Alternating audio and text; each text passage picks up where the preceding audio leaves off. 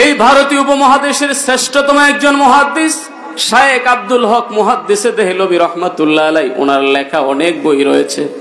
একখানা বই জাজবুল কুলুব ইলা দিয়ারিল মাহবুব, এই কিতাবের মধ্যে আমি আজকেও দেখলাম বিশ্বনবী রহমাতুল্লিল আলামিনের এত ইজ্জত, এত দাম আল্লাহ দিয়েছে। আমার নবী যখন দুনিয়াতে ছিল না তখন নবীর আলোচনা ছিল, সুবহানাল্লাহ বলেন। আমার নবী যখন দুনিয়াতে ছিল তখনও আলোচনা ছিল, নবীকে ওসিলা নিয়ে মানুষ দোয়া করত। আবার নবী যখন দুনিয়া থেকে ইন্তেকাল করে কবরের জিন্দেগিতে রয়েছেন তখনও আমার নবীর আলোচনা আছে, কিয়ামত পর্যন্ত থাকবে। চিল্লায় বলেন ঠিক কিনা? কোনো সন্দেহ আছে নবী আমার আছে? কথা বলেন। এই আল্লাহ একজন বলছেন নাই, একজন বলছেন আছে। এখন ঠিক কোনটা? এক বাক্যে বলেন তো, নবী কোথায় আছে? যে রওজা মুবারাকায় হায়াত নিয়ে আমার নবী আছে, সুবহানাল্লাহ বলেন। নবী আমার কি? হায়াতুন নবী। কথা বলেন, এক বাক্যে বলেন না নবী আমার। কোনো সন্দেহ আছে? নবী আমার এখনো রওজা মুবারাকায় জিন্দা আছে, সুবহানাল্লাহ বলেন। নবী ছিলেন, নবী আছে, ভবিষ্যতেও। ঠিক নেই কথাটা? এই জায়গায় হয়তো অনেকে শিরক খুঁজে পাবেন, যেটা তো আল্লাহর শানে মানায়। আল্লাহ ছিলেন, আল্লাহ আছেন, আল্লাহ থাকবেন, কথা কোন ঠিক না? আরে ভাই, আল্লাহ এইটুকু মর্তবা আল্লাহর হাবিবকে দিয়েছে। নবীজি আমার ছিলেন, নবীজি আছেন, ভবিষ্যতেও থাকবেন, সুবহানাল্লাহ বলেন। শুধু আমাদের নবী নয়, যত নবী রাসূল এই পৃথিবীতে এসেছিলেন তাদের ব্যাপারে শরীয়তের কথা কি? আল আম্বিয়া ও আহিয়া উনফি কুবুরিহিম ইউসাল্লুন। যত নবী রাসূল এই পৃথিবীতে আগমন করেছিলেন সমস্ত নবী রাসূল কবরে জীবিত। শুধু জীবিত না, তারা নামাজও আদায় করে, সুবহানাল্লাহ বলেন, সুবহানাল্লাহ। তা আমার নবীর কত ইজ্জত দেখেন। জাজবুল কুলুব ইলা দিয়ারিল মাহবুব এই কিতাবের মধ্যে আজকেও দেখলাম আমার নবী যখন ছিলেন না তখনও নবীজিকে ওসিলা দিয়ে দোয়া করা হয়েছে, আর আল্লাহর নবীর এই ওসিলার দোয়াটা আল্লাহ কবুল করে নিয়েছে, সুবহানাল্লাহ। অনেক জানেন, সংক্ষেপে একটু টাচ দিয়ে যাই। আমাদের বাবা আদম আলাইহিস সালাতু ওয়াস সালাম যেই কারণেই হোক, এটা হয়তো আল্লাহ পাকেরই একটা কুদরত, কথা কোন ঠিক কিনা? পৃথিবীতে আসার পরে দীর্ঘদিন কান্না দেওয়ার পরে চোখের পানি শেষ হয়ে গেল, চোখের পানি, চোখের জল শেষ হবার উপক্রম। অনেক দিন পার হয়ে গেল, কানতে কানতে কানতে কানতে অস্থির। একদিন হঠাৎ করে আল্লাহ রাব্বুল আলামিনের কাছে বললেন, আল্লাহুম্মা ইন্নী আসআলুকা বিহাক্কি মুহাম্মদ। জোরে বলেন আল্লাহু আকবার। ওগো আল্লাহ, আপনার কাছে মুহাম্মদ সাল্লাল্লাহু আলাইহি সাল্লামের নামটা ওসিলা দিয়ে আমি মাপ চাই, কাজেই দয়া করে মাবুদ গো আমারে মাফ করে দেন, সুবহানাল্লাহ বলেন। আপনাদেরও প্রশ্ন হবে, বাবা আদম যখন পৃথিবীতে আসছে, আদম যখন সৃজন হয়েছে তখনও কি নবী ছিল? কথা কোন না? আরে বলেন না, কত ওয়াজ শুনতেছেন, মোবাইলে শুনতেছেন, বাস্তবে শুনতেছেন, ছিল বা ছিল না একটা বলবেন টাস করে বুলেটের মতো, কথা কোন না? যখন বাবা আদম নবী তখনও কি আমার নবী নবী ছিল? কথা বলেন। এটা আমার জবান থেকে না নিয়ে নবীর জবান থেকেই নেন। নবীজিকে সাহাবায়ে কেরাম জিজ্ঞেস করেছিলেন, মাতা কুনতা লাকান নবুওয়া, নবীজি গো আপনি কখন থেকে নবী? আমার নবী বলেছে, কুনতু নাবিয়্যা ওয়া আদামু বাইনার রূহি ওয়াল জাসাদ, আমি তখনও নবী যখন আদম মাটি এবং রূহের মধ্যে গড়াগড়ি করে, আমি তখন থেকেই নবী, সুবহানাল্লাহ বলে। তাহলে দেখেন বাবা আদমের এই কথার সঙ্গে এই কথাটার কত মিল। আল্লাহর কাছে বললেন, আল্লাহ আমাকে মাফ করে দেন আপনার হাবিব মুহাম্মদের ওসিলায়, সুবহানাল্লাহ বলেন। আল্লাহ কি জানেন না মান হুয়া মুহাম্মদ? মুহাম্মদ কে এটা কি আল্লাহ জানে না? কথা বলেন, আল্লাহ জানেন কি জানেন না? আল্লাহ জানেন। এরপরেও বাবা আদমের সঙ্গে নবীর কথাটা বলতে আল্লাহর বড় মায়া লাগে, মজা লাগে, সুবহানাল্লাহ বলেন। আল্লাহ জিজ্ঞেস করলেন, ও আদম তুমি যে মুহাম্মদের নামটা ওসিলা দিয়ে আমার কাছে দোয়া করলা, তুমি জানলা কেমনে যে মুহাম্মদ আমার প্রিয় ব্যক্তি? মুহাম্মদ নাম ওসিলা নিয়ে দোয়া করলে আমি মাফ করব, এটা তুমি বুঝলা কেমনে? বাবা আদম জবাব দিলেন, আল্লাহ, আমি যখন মাটির দেহ ছিলাম, আমার ভিতরে যখন রূহ ফুঁকে দেওয়া হলো, আমি চোখটা খুলেই দেখলাম আপনার আরশে আজিমের গায়ে লেখা লা ইলাহা ইল্লাল্লাহু মুহাম্মাদুর রাসূলুল্লাহ সাল্লাল্লাহু আলাইহি ওয়াসাল্লাম। আমার মাথায় কেস করলো, যেই নামটা আপনার নামের পাশে জায়গা পেয়েছে, অবশ্যই এই নামটা আপনার প্রিয় না হয়ে পারে না। সুবহানাল্লাহ বলেন। আমি নিজের চোখে ওই নামটা দেখেছি। এই জন্য যদিও তিনি এখন রুহানি ভাবে আছেন, জগতে আসেন নাই, ওই মুহাম্মদকে ওসিলা দিয়ে আপনার কাছে মাফ চাই। আল্লাহ, আপনি দয়া করে আমারে মাফ করে দেন। আল্লাহ রাব্বুল আলামিন বাবা আদমকে মাফ করে দিলেন। সুবহানাল্লাহ বলেন, সুবহানাল্লাহ বলেন। পৃথিবীতে যখন চলাফেরা করতেন, সাহাবায়ে কেরামকে নিয়ে দ্বীনের দাওয়াত দিতেন, ধর্মীয় যুদ্ধগুলোর মধ্যে আমার নবী অংশগ্রহণ করতেন, সেই সবের কথা বলতেছি। একজন অন্ধ ব্যক্তি বিশ্ব নবীর দরবারে এসে নবীজিকে বললেন, ওগো নবী, আমার জন্য আপনি দোয়া করেন, আল্লাহ যেন আমার চোখটা ভালো করে দেয়। ভালো করার মালিককে। আমরা মাঝে মাঝে ভালো মানুষের কাছে দোয়ার জন্য যাই কি যাই না? যাওয়া কি জায়েজ আছে? কথা কন, কি বলেন? মানুষের দোয়াতে কি আমরা বিশ্বাসী? হ্যাঁ, মানুষ দোয়া দিতে জানে। কথা বলেন, ঠিক কিনা? দয়া দিতে কে জানে? আল্লাহ দয়া দিতে জানে, মানুষ দোয়া দিতে জানে। আমরা হক্কানি রব্বানি নায়েবে নবী, আল্লাহর ওলি যারা পৃথিবীতে আছে, হক্কানি সিলসিলার কত বুজুর্গানে দিন এখনো বাংলাদেশে আছে না নাই? কথা কোন আছে না নাই? আল্লাহর ওলিদের কাছে মানুষ যায় কি যায় না? কিন্তু যাওয়ারও ধরন আছে না নাই? সংক্ষেপে দু চারটি কথা বলে যাই ভাই, মনে গুসা নিয়েন না, রাগ হয়েন না।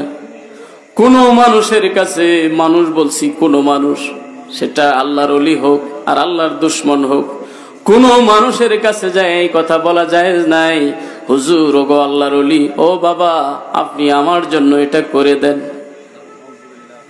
আপনি আমার একটা সন্তান দেন, কইলে ঈমান থাকবো না যাব? আওয়াজ দিয়ে বলেন। আপনার যত ভক্তির লোকই হোক, যত বিশ্বাসের লোকই হোক, যত বড় আপনি আল্লাহওয়ালা মনে করেন, যদি তার কাছে গিয়ে বলেন পায়ের মধ্যে সিজদা দিয়ে, বাবা তুমি ছাড়া কোনো উপায় নাই, তাহলে ঈমান শেষ। কথা কোন ঠিক কিনা? বাবা তুমি ছাড়া আমার কোনো গতি নাই, তুমি দয়া করলে আমি বাঁচবো, তুমি দয়া না করলে আমি মরে যাব, এটা বেঈমান হয়ে গেছে। কথা কোন ঠিক কিনা? হ্যাঁ, আমরা আল্লাহর ওলিদেরকে মানি, আল্লাহর ওলিদের সবক আমরা মানি, আল্লাহর ওলিদের নির্দেশ আমরা মানি ততক্ষণ যতক্ষণ কোরআন সুন্নাহ অনুযায়ী নির্দেশটা বিদ্যমান। কথা কোন ঠিক কিনা? আল্লাহর ওলিদের কাছে আমরা যাই, পীর মাশায়েখের কাছে আমরা যাই ঈমানটাকে বিক্রি করার জন্য না, আল্লাহ রাব্বুল আলামিনের দুশমন হওয়ার জন্য না। আল্লাহর ওলিদের কাছেও আমরা যাই আল্লাহর ওলি হওয়ার জন্য। কথা কোন ঠিক কিনা? আমরা যাই সর্বোচ্চ বলতে পারবো, ওগো আল্লাহর ওলি, ও আমার শায়েখ, ও আমার মুর্শিদ, আপনি দোয়া করেন আল্লাহ যেন আমাকে একখানা নেককার ছেলে দেয়। এটা বলা যাবে কি যাবে না? হুজুর আপনি দোয়া করেন আল্লাহ রাব্বুল আলামিন যেন আমার চোখটা ভালো করে দেয়। বিশ্ব নবীর দরবারে একজন লোক এসে বলল, হুজুর আপনি আমার জন্য দোয়া করেন আল্লাহ যেন আমার চোখটা ভালো করে দেয়। মনে আসেনি ভাই কথা? আমার নবী তখন তাকে একটা দোয়া শিখিয়ে দিলেন। সুবহানাল্লাহ বলেন। আগে জিজ্ঞাসা করলেন যে তুমি কি এই দুনিয়ার চোখ চাও না পরকালীন মান মর্তবা চাও? সুবহানাল্লাহ বলেন। অর্থাৎ দুনিয়াতে যদি তুমি এই চোখটা না নেও, তাহলে পরকালের বদলা আল্লাহ তোমারে দিয়ে দিবে। এই জন্য দেখেন, দুনিয়াতে অন্ধ মানুষ দেখলে কখনো ঘৃণা করবেন না। হাদিস শরীফে এসেছে, এই দুনিয়াতে এই যে দুইটা নিয়ামত, আল্লাহ যাকে চক্ষু দেন নাই, আল্লাহ তার জন্য পরকালে জান্নাতের ব্যবস্থা করে রেখেছে। কারণ দুনিয়ার অনেক নাজ নিয়ামত থেকে সে বঞ্চিত, অনেক পাপ থেকেও সে মুক্ত। কারণ আমাদের ভাই হাজি গাজী আলেম মোল্লা মুন্সি যাই বলেন না কেন, যত পাপের উদ্ধৃতি সব কিন্তু আমাদের চোখ থেকে। কথা কন। এই জন্যই তো আল্লাহ কোরআনে বলেছে, কুল্লিল মুমিনিনা ইয়াগুদ্দু মিন আবসারিহিম, ও নবী, আপনি মুমিনদেরকে বলে দেন ওরা চলাফেরার সময় এই দৃষ্টিটা যেন নিচের দিকে করে হাঁটে। কথা বলেন।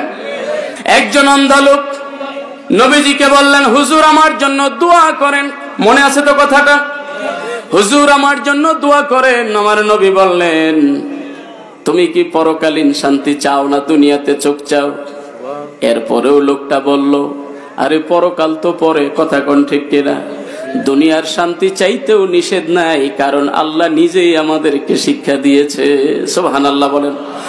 রব্বানা আতিনা ফিদ দুনিয়া হাসানাতাও ওয়া ফিল আখিরাতি হাসানাহ ওয়া কিনা আযাবান নার। আল্লাহু আকবার। আল্লাহ রাব্বুল আলামিন আমাদেরকে শিক্ষা দিলেন আল্লাহর কাছে চাওয়ার জন্য। রব্বানা আতিনা ফিদ দুনিয়া হাসানা, ওগো আমাদের রব, আপনি দুনিয়াতেও আমাদের কল্যাণ দেন, পরকালেও আপনি আমাদেরকে নাজাতের ব্যবস্থা করে দেন। সুবহানাল্লাহ বলেন। তাহলে বৈধ পন্থায়, হালাল পন্থায় দুনিয়াতে কেউ যদি সুন্দর একটা বাড়ি চায়, কোনো নিষেধ আছে?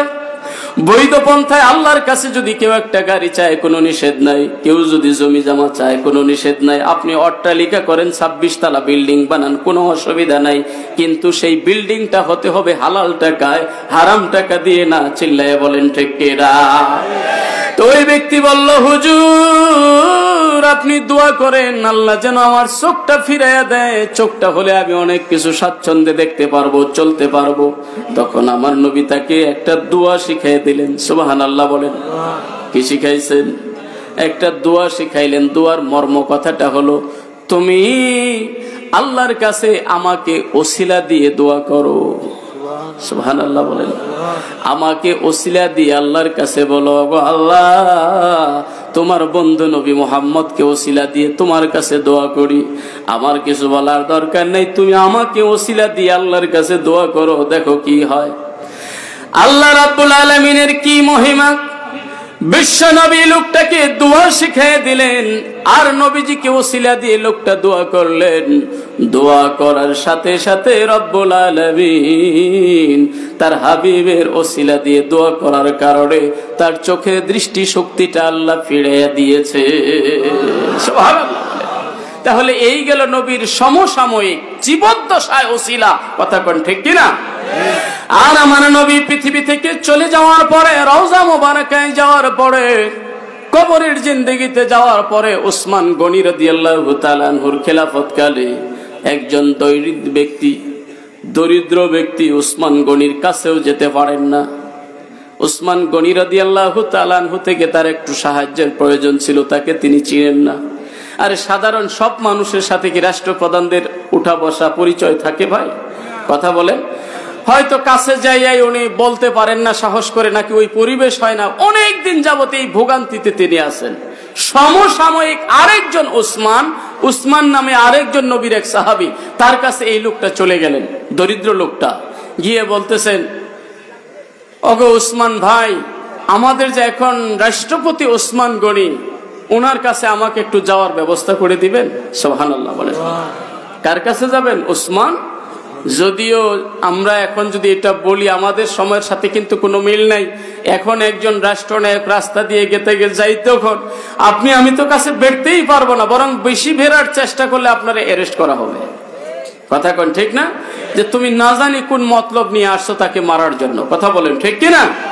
যদিও এই ধরনের প্রটোকল তখন ছিল না, এরপরেও রাষ্ট্রপতি তো তিনি একটু হিমশিম খাইতেছেন। এই উসমানের কাছে বললেন যে আমাকে একটু ওনার কাছে যাওয়ার ব্যবস্থা করে দেন। তখন তিনি বললেন, শোনো, আমি একদিন নবীজির কাছ থেকে একটা অন্ধ লোককে দোয়া শিখাইতে দেখেছিলাম। সুবহানাল্লাহ বলেন। ওই যে আগের লোকটার কথা বললাম, এই উসমান এই লোকটাকে, হতদরিদ্র লোকটাকে বললেন, শোনো, আমি একটা অন্ধ লোকের সামনে আমার নবীজিকে দোয়া শিখাইতে শিখেছিলাম, ওই দোয়াটা আমি তোমারে শিখাইয়ে দেই। তুমি ওযু করো, 2 রাকাত নামাজ আদায় করো, এই দোয়াটা তুমি আল্লাহর কাছে করো, দেখি আল্লাহ কি করে। সুবহানাল্লাহ বলেন। আমার নবীর কত মকবুল, আমার নবীর ওসিলা কত মকবুল, আমার নবীর ওসিলা দিয়ে দোয়া করলে আল্লাহ কবুল করে। আমার নবী যখন দুনিয়াতে ছিলেন না তখন ওসিলা ছিল, যখন ছিলেন তখন ওসিলা ছিল। এখন নবী আমার হায়াতে জিন্দেগিতে দুনিয়াতে নাই, এখনো ওসিলা আছে না নাই? সুবহানাল্লাহ বলেন। এবার দেখেন লোকটা শিখাই দিলেন আর উনি তাই করলেন, কথা মতো ওযু করলেন, নামাজ আদায় করলেন। এরপরে নবীজিকে ওসিলা দিয়ে বললেন, আল্লাহুম্মা ইন্নী আসআলুকা বিহাক্কি মুহাম্মদ, ওগো আল্লাহ আমি আপনার কাছে চাই আপনার নবী মুহাম্মদ সাল্লাল্লাহু আলাইহি সাল্লামকে ওসিলা দিয়া। জোরে বলেন আল্লাহু আকবার। এই লোকটা দোয়াটা পড়ে পরের দিন যখন গিয়েছেন রাষ্ট্রপতির কাছে, ওসমান গনি রাদিয়াল্লাহু তাআলা আনহুর কাছে, কে জানি দূর থেকে একজন দৌড়ে এসে বলতেছে, ও ভাই আপনি কি যাবেন ওসমান গনির কাছে? আলহামদুলিল্লাহ বলেন। সাথে সাথে তাকে নিয়ে যাওয়া হলো। শেষ পর্যন্ত কথাবার্তা প্রয়োজন যা ছিল সব সেরে ফেললো। লোকটা তো অস্থির হয়ে গেল, না জানি ওই লোকটা উসমান গনিকে কিছু বলে দিয়েছে, যার কারণে আমার সাক্ষাতের ব্যবস্থা হলো। কয়েকদিন পরে সাক্ষাৎ পাওয়ার পরে বলল, ও ভাই তুমি কি উসমান গনির কাছে আমার ব্যাপারে কিছু বলেছিলে? তখন উনি বলল, না না না, তোমার সঙ্গে কথা বলার পরে উসমান গনির সাথে আমার কোনো দেখা সাক্ষাৎ হয় নাই। তবে আমার বিশ্বাস যেই দোয়াটা আমি তোমাকে শিক্ষা দিয়েছি এটা আমার শিক্ষা দেওয়া দয়ার দোয়া না, এই দোয়াটা স্বয়ং নবী শিক্ষা দিয়েছিল। ওই দোয়া তুমি যখন করেছো আল্লাহর কাছে কবুল হয়ে গেছে। সুবহানাল্লাহ বলেন, জোরে বলেন আল্লাহু আকবার। তা আমার নবীরে সাহাবায়ে কেরাম বেশি চিনতো না আমরা বেশি চিনি? কথা বল না, আমাদের চাইতে সাহাবায়ে কেরাম অনেক বেশি চিন্তা। কথা বলেন ঠিক কিনা? আপনাদের খেদমতে আরজ করতে চাই, সাহাবায়ে কেরামের জীবন চলে গেছে যেই পথে, আমাদের জীবনও যাবে সেই পথে। কথা কোন ঠিক কিনা? কারণ সাহাবায়ে কেরামের সামনে আমার নবী বলেছিলেন, সল্লু কামা রাআইতুমুনি উসাল্লি, তোমরা নামাজ সেভাবে আদায় করো যেইভাবে আমার নামাজকে তোমরা দেখেছো। সুবহানাল্লাহ বলেন। তা আমরা যে নামাজ আদায় করি এটা সাহাবায়ে কেরামের দেখানো পদ্ধতিতে হবে কি হবে না? কথা বলেন। আর সাহাবায়ে কেরামের দেখানো পদ্ধতি কোনটা, এটা হয়তো আপনার আমার প্রশ্ন আসবে যে আমরা নবীর উম্মত সবাই তো দাবি করি, কেউ এরকম হাত উঠাইতেছি বারবার, কেউ একবার, কেউ নাভির নিচে, কেউ বুকের উপরে, আছে না নাই? আমরা কারোর ব্যাপারে বাজে মন্তব্য করতে চাই না। তবে আমরা যে হানাফি মাযহাবের লোক, হানাফি মাযহাবের নামাজ মানে এটাই সাহাবায়ে কেরামের নামাজ, সাহাবায়ে কেরামের নামাজ মানে এটা নবীর নামাজ। কথা বলেন ঠিক কিনা? কারণ ইমামে আজম আবু হানিফা বেশ কতজন সাহাবীর সঙ্গে যার দেখা হয়েছে, সুবহানাল্লাহ বলেন, উনারে তো একদিক থেকে তাবিও বলা যায়। তো উনার নামাজ যদি সঠিক না হয়, উনারটা যদি সহিহ হাদিস না হয়, তুমি এতদিন পরে এসে সহিহ হাদিস পাইলা কোথায়? কথা বলেন ঠিক কিনা? আমরা এটা অস্বীকার করি না। এই যে রফা দিন এটাও হাদিসে আছে, তবে সহিহ হলো, লেটেস্ট হলো সাহাবায়ে কেরামের আমলের উপরে যেটা ইজমা হয়ে গেছে, সেটা হলো যে আমাদের মতো কানের লতি পর্যন্ত হাত উঠাইয়া নাভির নিচে নাভির উপরে হাত বাঁধা, এটাই সহিহ। কথা বলেন ঠিক কিনা? আমরা যেই নামাজ উলামায়ে কেরাম, লক্ষ লক্ষ উলামায়ে কেরাম, আলিয়ার বলেন আর কওমির বলেন, কথা বলেন, আলিয়া কওমির লক্ষ লক্ষ উলামায়ে কেরাম যে নামাজ আমাদেরকে উপহার দিয়েছে, এটাই সাহাবীদের নামাজ, এটাই নবীর নামাজ। কথা কোন ঠিক কিনা? সাহাবায়ে কেরামের চাইতে বেশি আমরা নবীকে দেখি নাই। বেশি কি? আমরা তো দেখিই নাই। কোন ভাগ্যবান আছেন স্বপ্ন যুগে নবীকে দেখেন। সুবহানাল্লাহ বলেন। কারণ আমার নবী বলেছেন, মাররানি ফাকাদ রানি ফাইন্না শাইতান লা ইয়াতামাসসালু বি, যে আমাকে দেখলো সে যেন সত্যি সত্যি দেখলো, কারণ শয়তান আমার সুরত ধরতে পারে না। সুবহানাল্লাহ বলেন। নবীজিকে দেখার একটা আমল আপনাদেরকে বলে দেব, আমি গুনাহগার, গ্যারান্টি নাই। কারণ আমারই কি গ্যারান্টি আছে আমি কোন আমল হল, আমি কোন আশিকে রাসূল? আপনাদেরকে বুজুর্গানে দ্বীনের কথা থেকে একটা কথা আপনাদেরকে শোনায় যায়, মেনে নেবেন কথাটা। তা হলো ফরজ আমল, ইবাদত, সুন্নতের আমল সব করার পরে অতিরিক্ত একটা আমল করবেন, প্রত্যেক রাতে ঘুমাইতে যাওয়ার পূর্বে 100 বার করে আমার নবীর উপরে দরুদ শরীফ হাদিয়া দিবেন। পারবেন? পারবেন ভাই? নামে আশিকে রাসূল হয়ে লাভ নাই ভাই, নামে নবীর প্রেম দেখায় লাভ নাই। নবীর জন্য কিছু করেন, একবার দরুদ শরীফ পড়া মানে কি আল্লাহ 10টা রহমত নাজিল করে, 10টা গুনাহ মাফ করে দেয়, 10 গুণ মর্তবা তার বাড়ায় দেয়। সুবহানাল্লাহ বলেন। দরুদের প্রেম কি আমরা এমনিই করি? কথা বলেন না। আমাদের মুর্শিদ আমাদের শায়েখরা এমনি কি দরুদের আমল দেন?